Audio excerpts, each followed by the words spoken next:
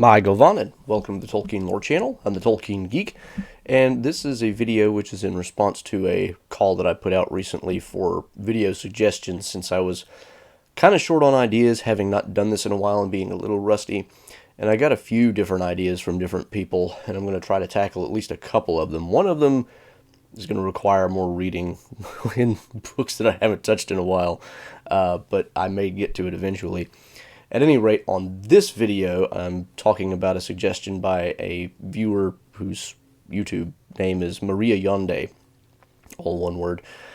And her suggestion, I assume it's a her, Maria, I don't know, was that the talking purse in Bilbo's encounter with the trolls may actually be real. And this is in response to a comment that I had made in some video, I forget which one, where I suggested that Bilbo probably embellished the story to make it a little more child-friendly, because the whole of The Hobbit seems to have been written kind of with that idea in mind, and indeed the early chapters of The Lord of the Rings kind of continue this trend of being extremely lighthearted about serious things in certain points. And the idea behind that was, a purse made of leather might be old and squeaky enough that it might make noise and therefore alert the troll, and Bilbo embellished it a little bit to make it more magical to appeal to the child audience that he might have told it to. So that was kind of the theory I was going on. Mariayonde suggests that it might have actually been real, made by dwarves, and come to the troll's hoard through Gondolin. Now, I have a couple of issues with that particular theory, but I think there is some merit to parts of it, so I wanted to discuss those. The idea that it's dwarf-made and came with the plunder from Gondolin, which was sacked in the First Age. Of course, the swords in the Troll's Hoard that they come across, Orcrist and Glamdring and Sting even, those weapons do come from Gondolin. And that's, of course, the whole point of the thing, is that's, relics from the First Age that, and I forget if it was Elrond or Gandalf, but I think it was Elrond who mentioned, it was probably robbed and then robbed by other robbers and then, just made its way to Eriador somehow. So the Hoard, at least part of it, seems to have definitely come from Gondolin. What I find problematic about this theory is the idea that it's a dwarf-made purse in the loot of Gondolin. Because Gondolin was a very insular and hidden kingdom, it wasn't really doing a lot of traffic with dwarves. And before Turgon went to Gondolin and basically stayed there until it was sacked, he was in Nevrost, which was on the far western coast of Middle-earth at the time, and probably also wasn't having a lot of traffic with dwarves. Because really the only main people of the elves that seem to have done a lot of stuff with the dwarves would have been Eol the Dark Elf, who, was eventually killed, and then the brother of the Feanorians that had the most dealings with them would have been Caranthir, and I don't really see him doing a lot of business with, not Gondolin specifically, but with Turgon. And then Doriath, which was mostly seemingly before Morgoth started wreaking havoc, and then that seems to have stopped up until the point where Thingol got the dwarves to make a necklace for the Silmaril that Beren recovered. Maybe it didn't stop, maybe there was still some traffic there, but nevertheless, the point being, none of these different groups of elves had really a whole lot to do with Turgon.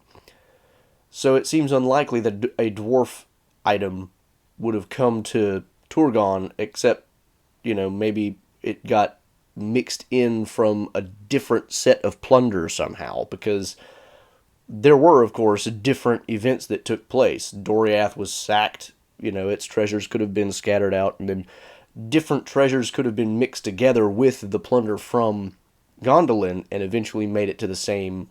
Different treasures could have been mixed with the plunder from Gondolin and eventually mixed with the same batch of loot that the trolls had with the swords Glamdring and Orcrist. However, I kind of fibbed a little bit a second ago when I said that none of those elves really had a lot of dealings with Turgon, because of course Eol and his son Maeglin and his wife, I guess we're going to call her Arathel, actually did have dealings with Turgon, because Miglin comes to Turgon in the hidden kingdom of Gondolin, and Eol chases them and finds them. Now, it's not ever said that any of them have a purse made by dwarves, but it is, of course, possible that in Eol's many dealings with dwarves, that one of them might have given him as a gift, or he purchased from them or traded for a talking purse. Who knows? It is possible. And then when he goes to Gondolin, either he's carrying it with him, or maybe it was, something Miglin took with him whenever he left with his mother, and somehow it ended up in the many different things that ended up in Gondolin, most of which were made by and taken, by the elves from different places. But it's certainly possible that some of this was, dwarf stuff that was within Eol's set of things that either Miglin took or Eol took when he went to Gondolin. So it is plausible that a dwarf-made purse somehow ended up in Gondolin. Now, do I think that it is a plausible theory that a dwarf-made purse actually talked? That seems like a little bit more of a stretch to me, because while the dwarves do have a certain kind of magic, if we want to use that term loosely, most of their magic does not seem to be of the sort that is, let's say, appealing to the childlike imagination. Dwarven magic seems to have a lot more to do, to the extent that it exists at all, with exceptional skill and doing things that are just really, really cunning when it comes to their craftsmanship. And I don't think imbuing a inanimate object with the seeming ability to have its own mind and ability to do things would really count among the kinds of things that dwarves would be able to do. I could be wrong there. Tolkien doesn't exactly spend a lot of time developing a theory of magic for any of these different peoples in Middle-earth, and definitely not the dwarves. But we do have instances of different groups imbuing inanimate objects with the ability to do things, like the Druidine, who can make the statues that they make basically come alive, but it comes at the cost of they take any hurts that the statue itself takes. So it's not impossible, based on the various things that Tolkien wrote, that a dwarf could make a purse that would do something kind of like speaking. And it might be kind of to use an example that Tolkien talked about in his musings on how orcs, originated. At one point, he's theorizing that Morgoth kind of imbues them with speech, but in the way that a record just repeats back what you record on it, not in the way that a free agent can speak of its own will. And so you could imagine maybe a dwarf could do something similar, like make certain sounds in response to certain, stimuli coming from the outside world. So that sort of thing might be within the kind of thing that dwarves might be able to do, in which case it's not so much that the purse is speaking of its own accord, it is seemingly magical in that it does things which seem mysterious and unexplainable to the outside observer because of the great skill of whatever dwarf made it. Now, the other thing here that to me makes the dwarf-made thing a little implausible is that a troll is a rather large and cumbersome creature, whereas dwarves are much smaller, and while they are not necessarily delicate, they at least have very great skill with their hands and can do very fine things with them. Fine meaning small and, very pointed, let's say.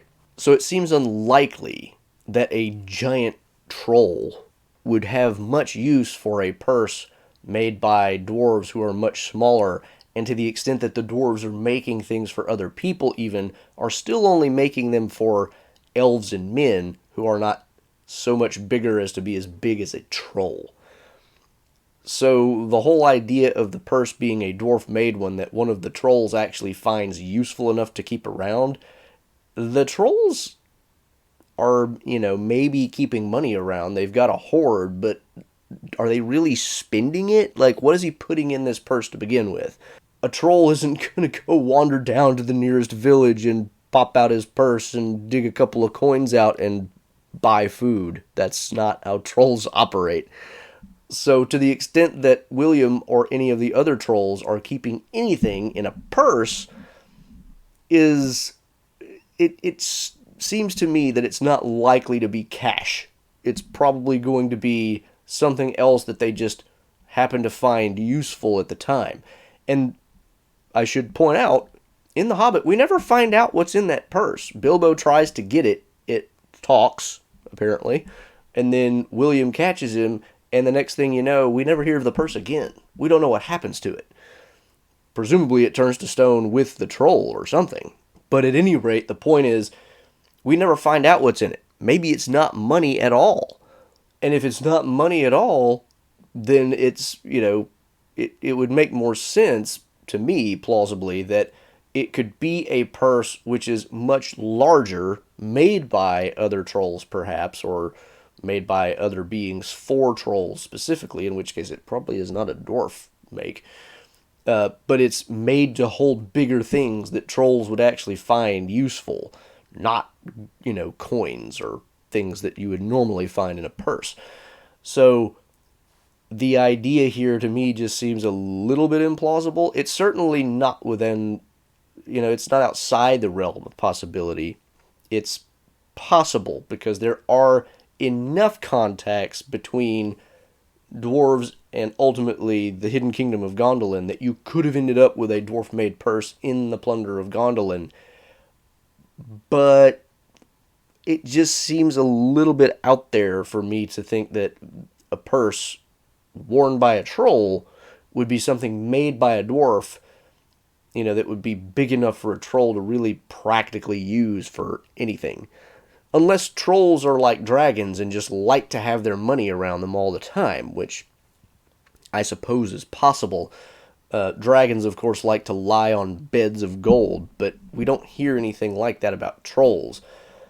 And the other thing to remember, too, is that trolls, to the extent that we get much information about them outside the context of The Hobbit, seem much more stupid and brutish and just weapons of war. They are, according to later writings, they are more like, Morgoth's mockery of Ents in the same way that orcs are his mockery of elves. And of course, orcs can talk, but there's, depending on which theory you go with, they're at least descended from speaking creatures like men and elves. Whereas we don't ever get an instance outside of Bilbo's one adventure of trolls actually speaking. Which draws, to my mind, the question, were any of the words used in all of that even really a thing? Now, I think we have to admit that they must have spoken because Gandalf's whole ploy to save the Hobbit and the dwarves was based on getting them to continue arguing. So yes, they definitely do talk. I don't think we can really get around that. But the whole episode is, let's say that I don't necessarily think that they were talking in a way that would be even as intelligible as written in The Hobbit. I suspect the speech skills of trolls is probably much more dumbed down than what we get from Bilbo's account. And again, Bilbo is probably embellishing because he's telling the story to other people and trying not to scare children out of their wits. And, this is probably also why they have names like William. There's no way the troll actually had the name William. Once you get to the Lord of the Rings and we get as much backstory as we do on things and we understand the origins of different names, their names almost certainly could not have been anything like William or whatever the other ones were, I forget.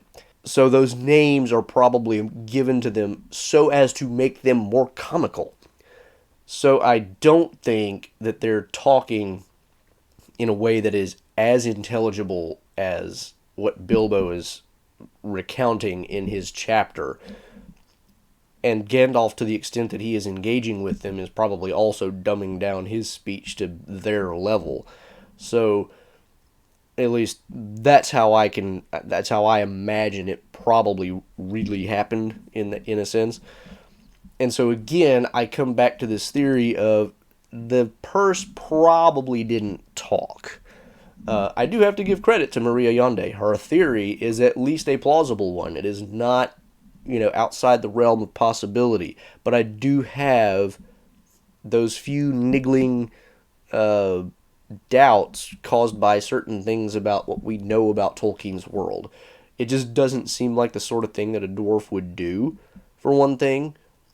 Or, let's put it this way, a dwarf might do that because they do want to hold on to their stuff, and maybe they would make a purse that would, make noise if anybody tried to snatch it. But to the extent that dwarves even would do that, it doesn't seem like the sort of thing that a troll would find practical necessarily. And also, I just really don't necessarily think that of all the treasures, even of Gondolin, because if it came to Gondolin at all, it had to have come, seemingly, either via Eol or Maeglin.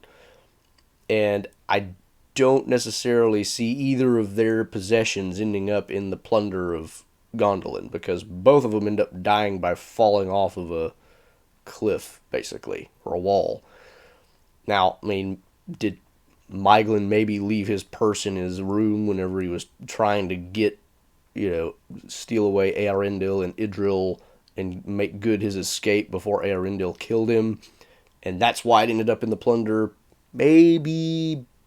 But, I mean, the amount of circumstances that would have to be just right for this to work out seem just a little bit of a stretch. Whereas the idea that the story itself is being embellished by Bilbo to create a certain impression, to me seems much more likely to be the real story behind what goes on there. So that's my take on the theory. It's certainly an interesting and inventive one, so credit for mariayonde for coming up with that. I think that's actually that's really good piecing together of a bunch of different puzzle pieces. I just still don't quite buy it because of all these other issues. So that's my take on the theory. Hope you enjoyed that. Hope mariayonde found my exploration of the topic useful and engaging. If you also have your own video ideas, you can drop them in the comments below. My Patreon and all that is up again, so I'm theoretically going to be getting video ideas from those who are entitled to that from Patreon and all that. But if I'm low on ideas, I may draw from whatever's in the comment section as well. So, don't hesitate to put those in there. It doesn't guarantee I'm going to do them. Only the paying patrons get the guarantee, but there is definitely the possibility. If you did like the video, give it a like and share it around. Make sure you subscribe for all my future content. Click the bell icon if you're on YouTube. Make sure you follow me on social, especially Twitter, where I drop Tolkien-related trivia questions. My Discord server is open as well, and don't forget I've got an affiliate link for Zero Shoes if you're interested in barefoot shoes to check that out. Until the next time, I'm the Tolkien Geek, signing out for the Tolkien Lore channel. Namarie. Thanks to all my channel supporters, especially elf friends Paul Leone and Nathan Dufour.